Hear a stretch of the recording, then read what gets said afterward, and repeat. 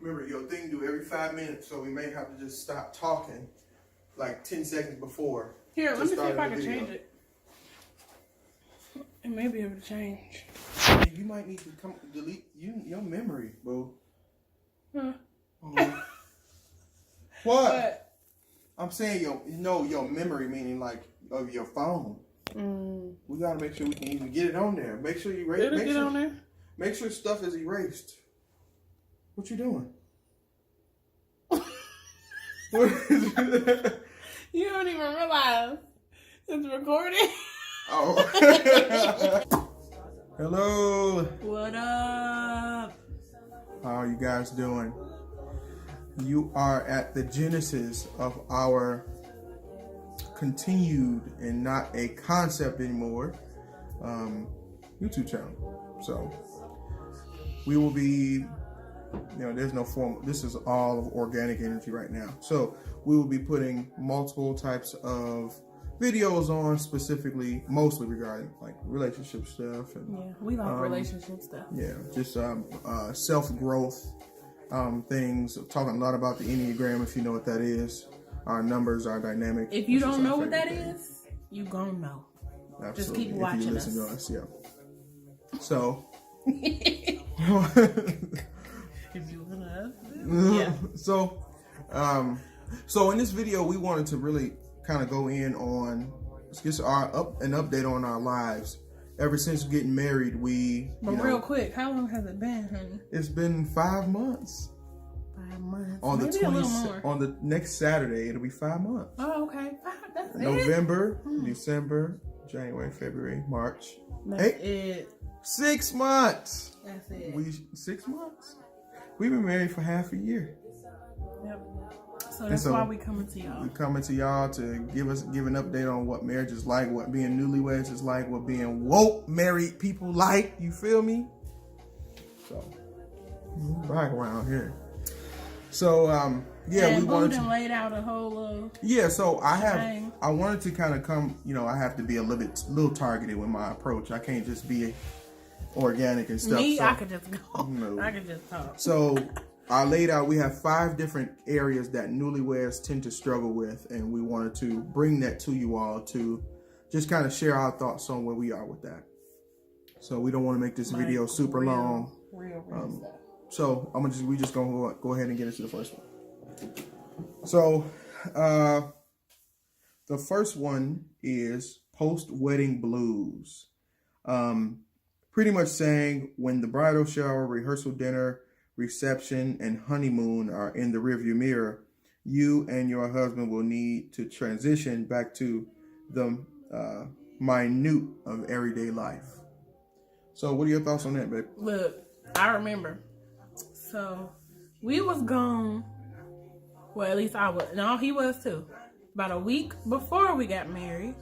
And then a week after, we went on a cruise. Yeah. We stayed in Florida. Then we went on a cruise to Bahamas, all that stuff. So we was gone for 2 weeks. And we got married out of town in Detroit. We live in Indiana. And so I remember after the honeymoon and everything, we was ready to get back to the mundane and ordinary, honey. We was ready to get back. Ready. I mean, but like, and when we ever got since that, have you been sad? Once we got to it, have you been sad about the mundane? Is it something where it's like, oh, it ain't this excitement of planning? So I'm a number 4 on the Enneagram, like we said. We'll tell y'all more about what that is. But I'm a number 4, so I like extravagant. I like to experience good feelings, like familiar feelings. So I remember how I felt on my wedding day. I remember how I felt after honeymoon, blah, blah, blah.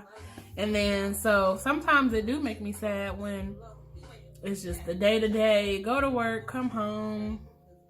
Sometimes that makes me sad because I'm a 4 and I like extravagant, I like special, I like feeling unique and all that stuff. Very unique. We've been trying to work through that by just figuring out little like dates we could do, just little things he could do.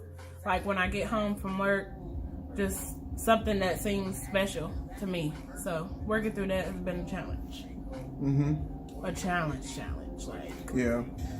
And so that's something that for me, I had to find a way to, accomplish. But at the same time, we just go to work. You go to work, come home. You know, you can make it as special as you can, and no one thing will ever make things special every single day. You just gotta, you know, you just go to work. Sometimes you just gotta deal. You just deal with the mundane. You go to work, come home, and we find what's special in each other. Right. To attach ourselves to, and then sometimes you got to go out of your way to be that special person. You know.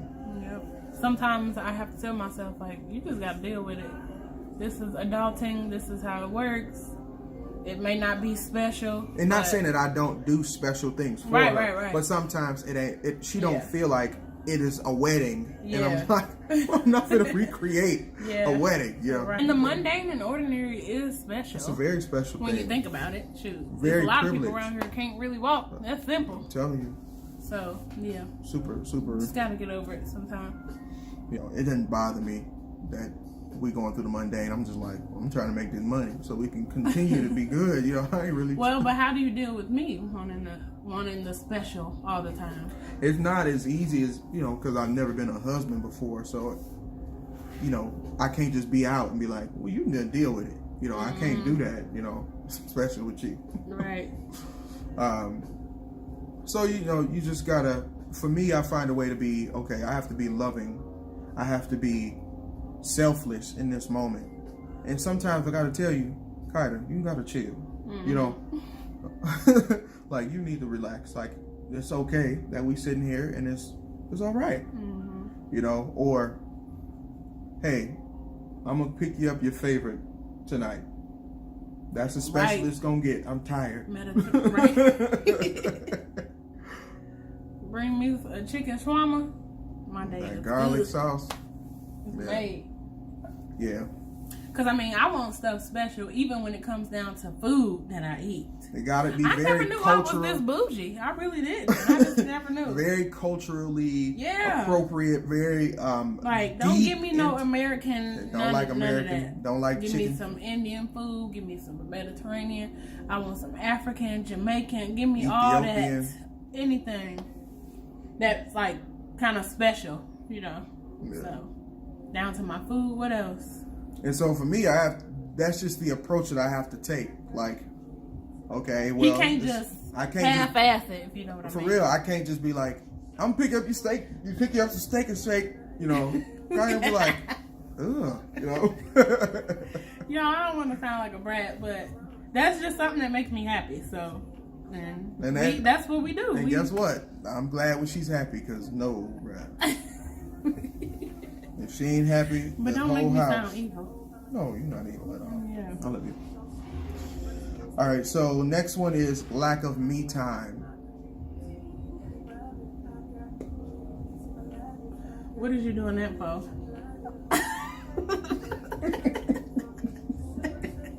Man, I'm an only child, man. I have two sisters and a brother. They're like half siblings, but I'm used to being by myself with my mama. You know, my mama leave me alone. We cool. You know, I sit, you know. Kyder is not like that. Well, but I do like my alone time too, though. Your alone time is me sitting in the room and you sitting over there alone. Yeah, that's true. Your he alone, could be in the room, but just she don't won't talk, be don't touch. For me, I'm like, I don't need nothing. Yeah. I just need a TV or a book, and I'm cool. You want me still in the room. Right. Like, even when I go to bed sometimes, I'm like, can you just come sit in the bed? You could be on your laptop and all that stuff. Just come sit in the bed while I sleep. I'm just thinking like, you sleep. Well, he an only child. I'm a daddy's girl. So it's kind of, you know. Just the extra layer of protection or something. Yeah, I feel that. But yeah, so me time. Just recently, I took a little break. I felt like I needed some me time. I took a trip to Fort Wayne because that's where I'm from. And I felt like that's where, you know, a lot of familiar people are to me, friends. My mom and dad is there. And like I said, we're in Indianapolis, so for whoever don't know. And so I had to take a break. I just felt like mentally, like it wasn't nothing against my husband or nothing like that, but mentally I was just feeling bad. I was feeling down. I was like, man, it's just this routine, I just kind of felt trapped in a sense. And feel that same narrative of wanting to feel special, wanting to feel or just wanted that familiar feeling. Familiar. Like, my friends, we used to go to the park and we used to play ball, but here, I'm new here, so I'm just trying to figure out where do I go play ball at? Who do I talk to? I don't really have friends, so I just recently took a break, like 3 days, stayed with my best friend, saw some of my friends. It was real good, so. And I was good. Speaking of me time. And he was here. Her ass was gone. I was cool. I was cool, man. No, but, you know. But he missed me. Don't play. I absolutely. Called her, texted every day and all that.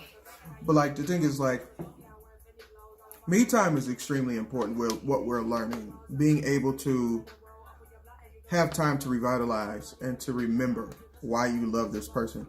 You know, this house wasn't worth a nothing with her not in it. I'm telling you, it's just ain't nothing here. Ain't nobody here. It's quiet. Ain't nobody here to get on my nerve. You know? And so that's sad. You know, it's sad. It's not ideal. It's not optimal. So it's like I would rather have my wife here and have her, you know, by my side. All right. But we still need to have that me time, that alone time to remember. Even like if like short bouts, it doesn't have to be extravagant every time, but it's just like short bouts where I'm going in the room and I'm just, you know. Yep. Because that break, y'all, I needed it and I didn't bounce back. Last night I took an L, but tonight I bounced back. Anyway, like I bounced back. I'm feeling good. So my husband was like, hey, honey. When you separate, your heart just really grows for that person. It grows for that person. Yeah. I was extremely happy. I was very happy that she came back. Super geeked. I'm chill right now, though. Yeah. All right, next one is upset family members. Which I want to know what you mean by that. Y'all, I don't know nothing about these topics. So, it says it's an inevitable part of marriage, especially when juggling two sets of parents, that someone will be unhappy with the choice that you make. I mean, but we didn't have that problem, though. We don't have that problem as much. I think there were bouts that we thought we had that problem, but it was resolved. Yeah. As long as you just set them boundaries, like, look, like, you know, I'm good. I can do this. Let me talk to my husband. Y'all, I love using that line. I ain't gonna lie. Let me talk to my husband first.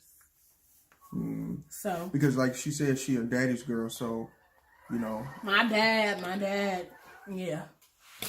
I'm used to listening to my dad and, you know, just taking everything that he gotta say to heart. But now, like, the roles have switched. It's like, well, you know what? Actually, let me talk to my husband because that's the right thing to do. He's the head of my home, not my dad. You know what I mean?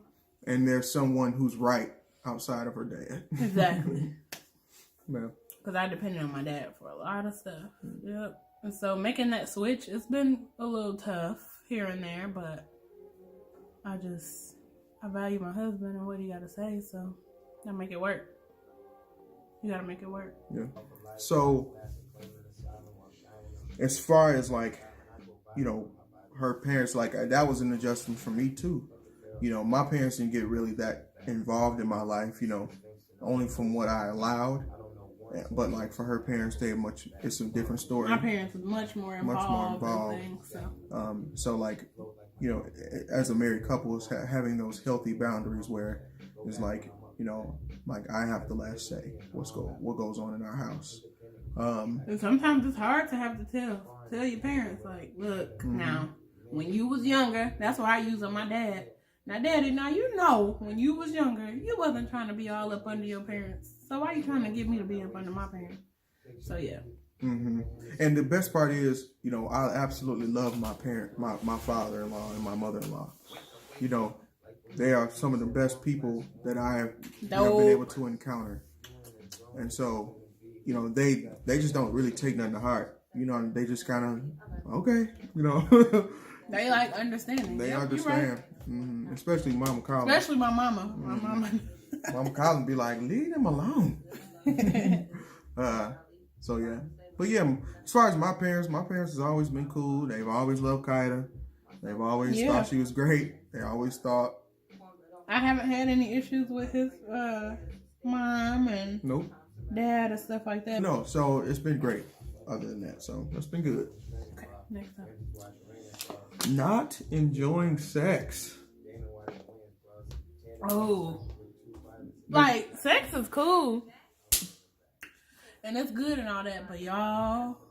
Wait, but this is going on Facebook. What you just said? I'm thinking about the only reason why I don't enjoy sex sometimes is the position. Not because I don't enjoy sex. You know what I mean? I mean, that's your truth. Some positions just don't be right. Like, and it's okay. Like, some positions if they hurt for her, then we try a new one. It don't bother me. This is awkward. I am sorry, Mom and Dad. But we just want to help the people.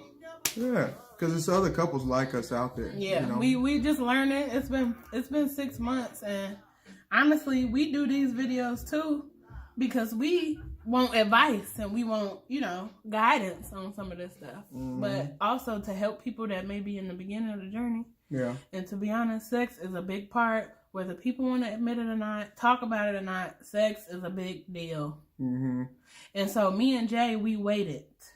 Mm-hmm. We waited until we got married to actually have sex. That's my cut. Mm-hmm. And so when we did get married, it did make it like a good time, but it also made it a little confusing time.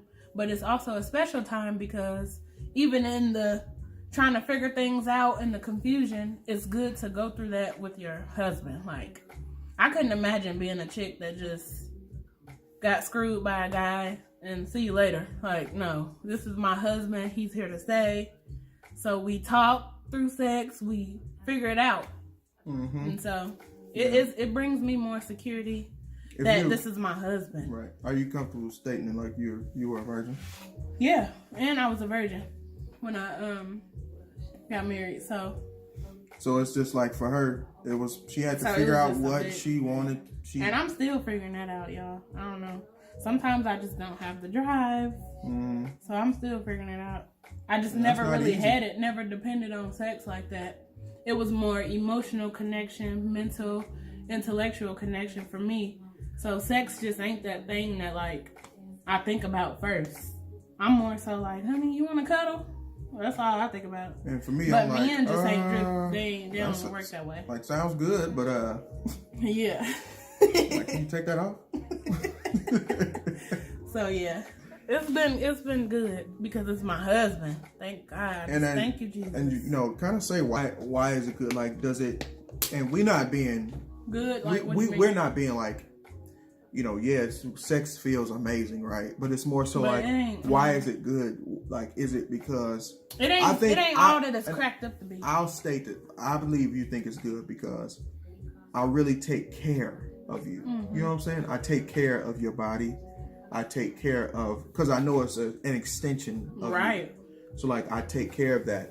You know what I'm saying? Mm-hmm. It's so like a moment where, yes, you take care of my body. You don't take advantage of it. You don't abuse it. All that stuff. All that perverted stuff that you see on TV.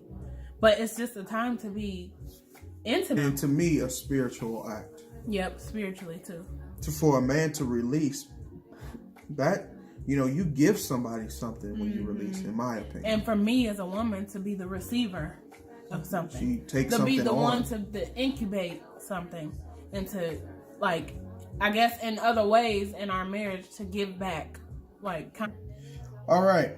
Last one. Dealing with spousal criticism. Oh, that happens a lot. Because my little sensitive self, which I've been dealing with a lot of mental stuff going on, but we could talk about that too. Definitely. Just follow us. That's a blog, boy. Yeah, that's definitely going to be a blog. Depression. If you don't follow her, Tragic Romantic. Amazing blog. Follow me. If you go to my page, maybe you'll see a link from previous, but anyway, so like, because me being a female struggling with a lot of mental stuff, like, Jay could say something and could mean, like, so like, I'll walk out of the room, he'd be like, ooh, boo, you got them shoes on? But in my mind, I'm like, well, what's wrong with the shoes? What's going on? But that's too surface, and you know it. Go. It ain't about what's wrong with the shoes? Number one, we have to first I have to identify that there's something wrong with her because Kaida don't say nothing. She just walk around here looking pissed off, and you don't know she pissed off because she's pretty chill most of the time. And then so I gotta go through the whole day like, okay, you all right, babe? You okay? I didn't ask her that about 8 times, no lie. And then all of a sudden, it could be the comment he made about them earlier. kids. No, I'm just thinking like, so boo, yeah, I asked you that because last time you said you didn't like him. Yeah. Yeah. So. And she think I'm talking about her feet ain't right. She got nasty feet and. So yeah, not that crazy. he is offensive how he talked, but it's just I be taking things to the heart. I don't know. But then also we had these experiences too where guys don't really like. They just don't think before they talk. That's true. I'm bad at that. Don't think before they talk, and they'll just blurt out something. It's like, well, dang, that kind of hurt. A perfect story. What? All right, perfect story. Y'all, I feel so bad for this man. So my wife has PMS, post-menstrual. What is it called? Oh God, why'd you even say that? I don't know. I forget the name of it, but it's like amongst the period time, like she has the like, and it's strong, y'all. That's strong. Yeah, it's strong. I'm irritable. My back hurt. My breast hurt. Everything. So it's a very hard time. That little week and a half be tough. And so I just don't know why I said this. She was trying to put a shirt on. Ooh. That morning, that just ruined the rest of my day. It was morning. I'm already PMSing, y'all. She was mad for no reason. I feel like everything is fat. And she tried to put a shirt, so she had a t-shirt on, but tried to put her work shirt on top of it. Yeah. And what I said, like, dang, boo, you can't get that one. Because I could barely get it down over my chest. But because of the material of her work shirt, he was she like, always boo. like that. He was like, dang, boo, you're right. That shirt is kind of small. I'm thinking. And I don't know. I just felt 400 pounds the rest of the day. And I just didn't even, I don't know, man. Terrible. I did not mean to do terrible. that. So I text him. I'm good at text. I express better through like words. writing and stuff. So I'm just like, well, boo, that really hurt when you said that. But I didn't even want to do that because I'm like, oh, that pissed me off. How you gonna say I'm fat? I'm already feeling fat. But I text them and then I got through it. Yeah. But yeah, dudes, they just be saying stuff and don't be thinking. Yeah. He'll just spill the beans. I just say everything. Everything he think, he be almost saying. I'm thinking like, dang it. So I really can't keep no secrets. I can't. It's hard. Can't keep no secrets. Can't plan no surprises and stuff. It be burning me. Sometimes it be so, my mind be so engulfed. It's just like, I mention it and be like, take it back. Right. All right, y'all. Well, that's the 6-month update. We're going to be doing more videos. We're going to do a 1 year update as well, but we're going to do more videos. But before, in between that, we got some things we've been learning. We just been learning, researching, learning. Because I'm a 7 on the Enneagram. And I am the darkest number on the Enneagram. And I'm the lightest number. So.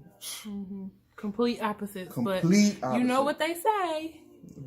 Opposites attract. That's exactly what happened with us. All right, y'all. We finna get out of here.